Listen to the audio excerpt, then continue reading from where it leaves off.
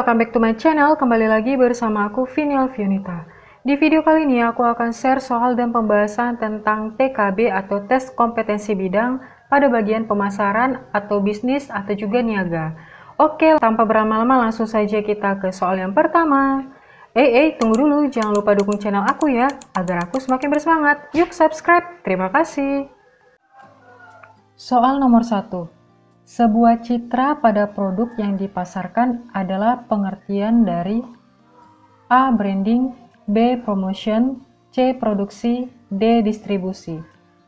Jawabannya adalah A. Branding. Branding merupakan nama, istilah, tanda, simbol, rancangan atau kombinasi dari semuanya yang dimaksudkan untuk mengidentifikasi barang atau jasa atau kelompok penjual dengan membedakannya dari barang atau jasa pesaing.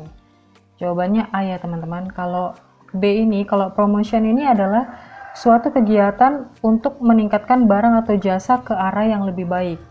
Sedangkan si produksi ini adalah kegiatan untuk menambah nilai guna suatu benda atau untuk menciptakan benda baru yang lebih bermanfaat lagi.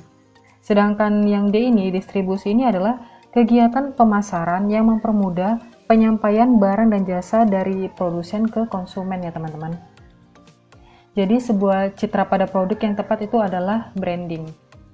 Next kita lanjut ke soal nomor 2. Peran segmentasi pasar dalam perencanaan pemasaran adalah A. Membuat pasar sasaran menjadi luas, B. Merupakan alat bagi perusahaan mendapatkan keuntungan diferensial dibandingkan kompetitornya, C. Perusahaan agar mampu bersaing karena harga produk yang murah, D. Perusahaan agar mampu memasuki semua konsumen. Jawabannya adalah B. Kenapa? Karena segmentasi pasar adalah strategi pemetaan target konsumen berdasarkan karakteristik, kebutuhan ataupun perilaku agar perusahaan mampu mengenali kelompok konsumen dengan lebih baik. Itulah peran segmentasi pasar tersebut ya teman-teman. Next kita lanjut ke soal nomor 3. Untuk mengetahui potensi permintaan dan penawaran terhadap suatu barang atau jasa, perlu dilakukan penelitian yang mendalam tentang A. Harga barang yang dijual, B. Lokasi pemasaran dan sifat para pelanggan, C. Kualitas barang yang ditawarkan, D. Permintaan dan jumlah pemasoknya. Yang ditanya adalah mengetahui potensi permintaan dan penawaran terhadap suatu barang dan jasa. Jawaban yang tepat itu adalah yang D ya teman-teman, permintaan dan jumlah pemasoknya. Karena apa? Karena untuk mengetahui potensi permintaan dan penawaran terhadap suatu barang atau jasa, perlu dilakukannya penelitian yang mendalam tentang si perkembangan permintaan dan jumlah pemasoknya. Nih, permintaan dan jumlah pemasoknya. Karena perkembangan permintaan ini dapat diduga antara lain melalui perubahan pendapatan, selera para konsumen gimana, serta tingkah laku konsumen dalam membeli barang ataupun jasa. Berarti ada kepuasannya ya teman-teman.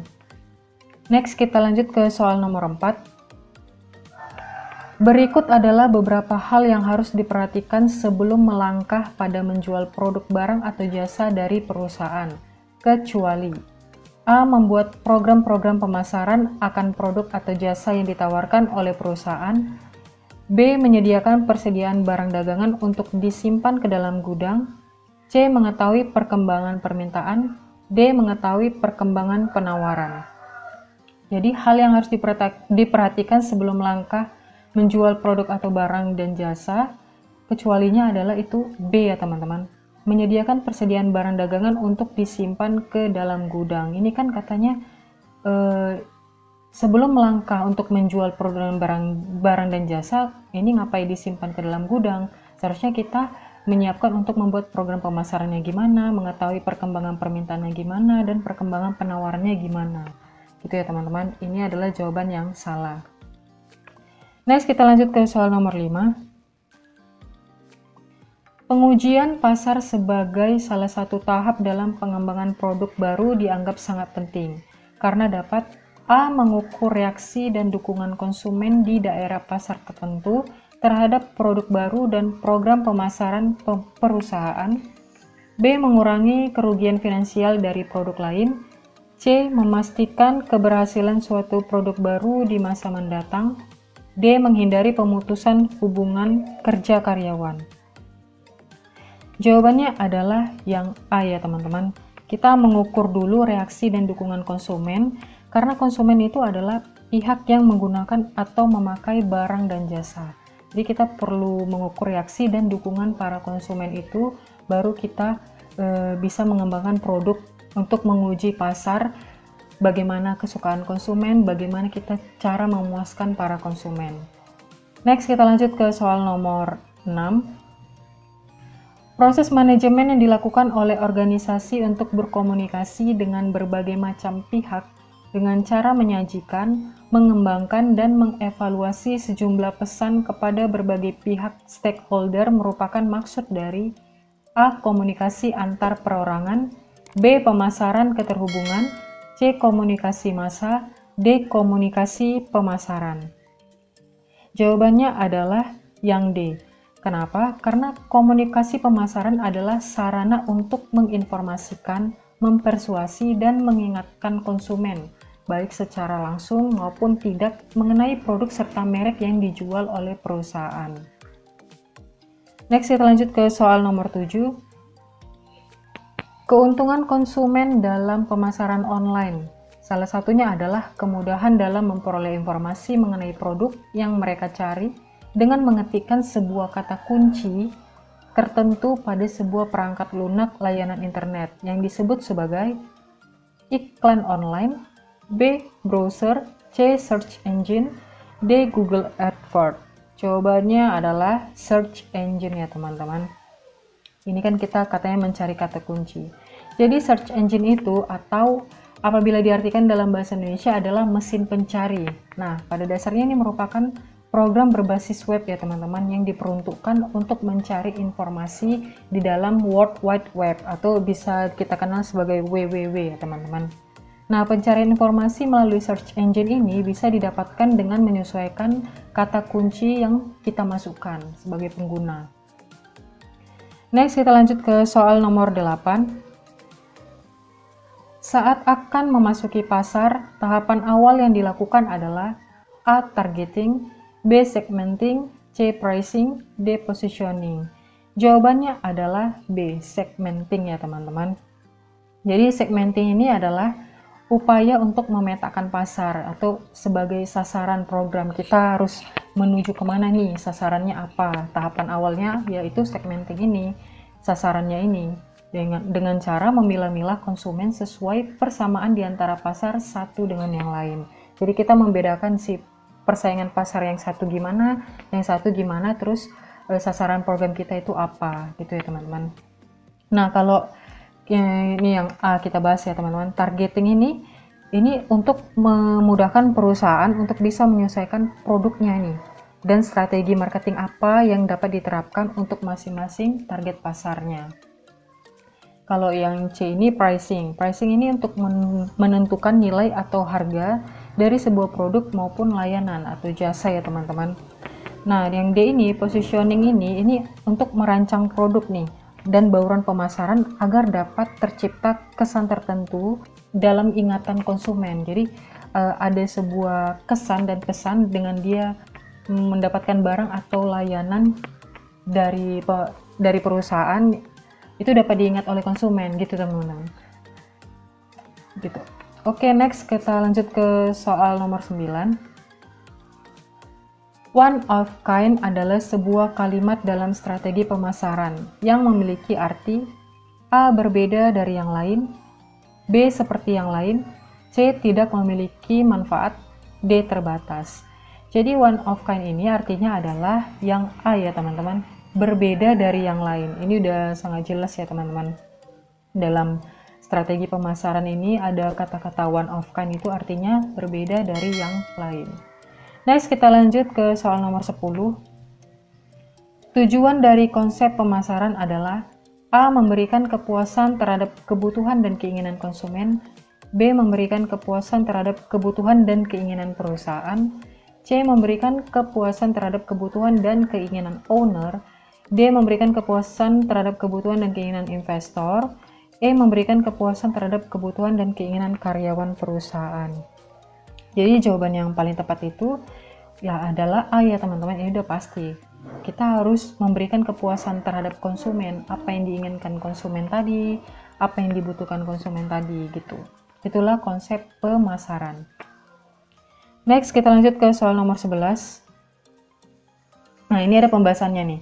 Tujuan pemasaran tentunya dilakukan agar dapat mengenal dan memahami pelanggan sedemikian rupa sehingga produk yang dijual akan cocok nih sesuai dengan keinginan si pelanggan. Nah, sehingga produk tersebut dapat terjual dengan sendirinya. Itu ya, sesuai dengan kebutuhan konsumen juga pastinya. Next, soal nomor 11. Suatu perusahaan memutuskan untuk menggunakan strategi penetrasi pasar dalam memperkenalkan produk barunya. Dalam strategi piramida, hal ini dikategorikan sebagai A. Manajemen pemasaran strategik, B. Strategi pemasaran, C. Taktik pemasaran, D. Audit pemasaran. Jawabannya adalah strategi pemasaran. Ini kita bahas ya teman-teman. Strategi pemasaran ini atau strategi marketing itu adalah rencana suatu perusahaan untuk bisa memperkenalkan brand atau merek seluas mungkin untuk mencapai target pelanggan dan penjualannya. Next, kita lanjut ke soal nomor 12.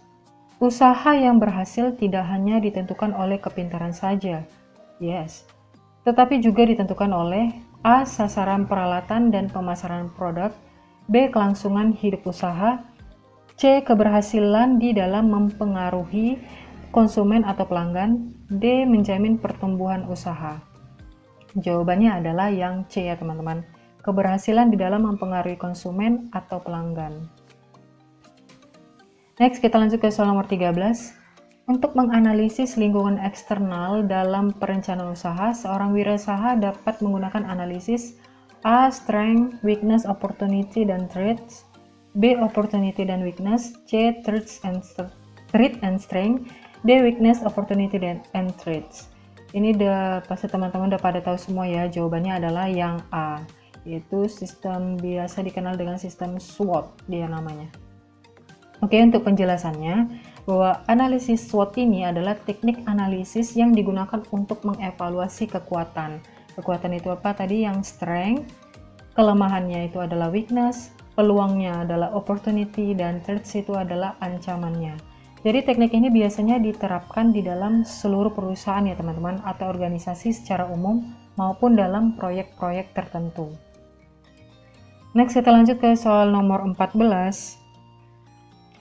Salah satu tujuan penetapan harga adalah memperoleh laba sebanyak mungkin pada saat sekarang tanpa memperhatikan kinerja jangka panjang. Hal ini disebut dengan A. Maximum sales growth, B. Maximum current revenue, C. Maximum current profit, D. Survival. Jawabannya adalah C ya teman-teman, maximum current profit. Jadi maximum current profit ini atau disebut sebagai laba sekarang maksimum, itu perusahaan memiliki tujuan ini akan memperkirakan permintaan dan biaya yang berkaitan dengan berbagai alternatif, harga dan memilih harga yang akan menghasilkan laba sekarang. Jadi arus kas atau tingkat pengembalian investasi yang maksimum. Next, kita lanjut ke soal nomor 15, soal nomor terakhir.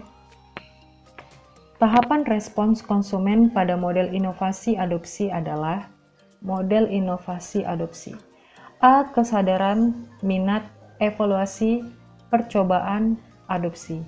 B. Kesadaran, pengetahuan, kesukaan, preferensi, keyakinan, pembelian. C. Perhatian, minat, keinginan, tindakan. D. Keterbukaan, penerimaan, respon kognitif, maksud, perilaku. Jawaban yang paling tepat itu adalah yang A ya teman-teman.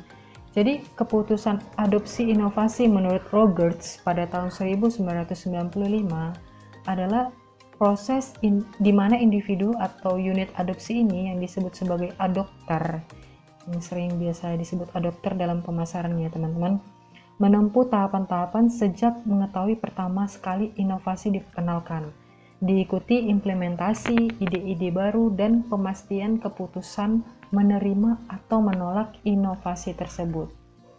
Oke, segitu dulu untuk soal dan pembahasan TKB pada bidang pemasaran. Semoga teman-teman semua lulus dan masuk BUMN di tahun 2022 ini. Amin. Oke, kalau kalian suka silahkan like. Kalau ada pertanyaan, ide, tanggapan, atau saran, silahkan komen di bawah ya. Dan jangan lupa untuk subscribe channel aku agar aku semakin bersemangat. Sampai jumpa di next video. Bye-bye.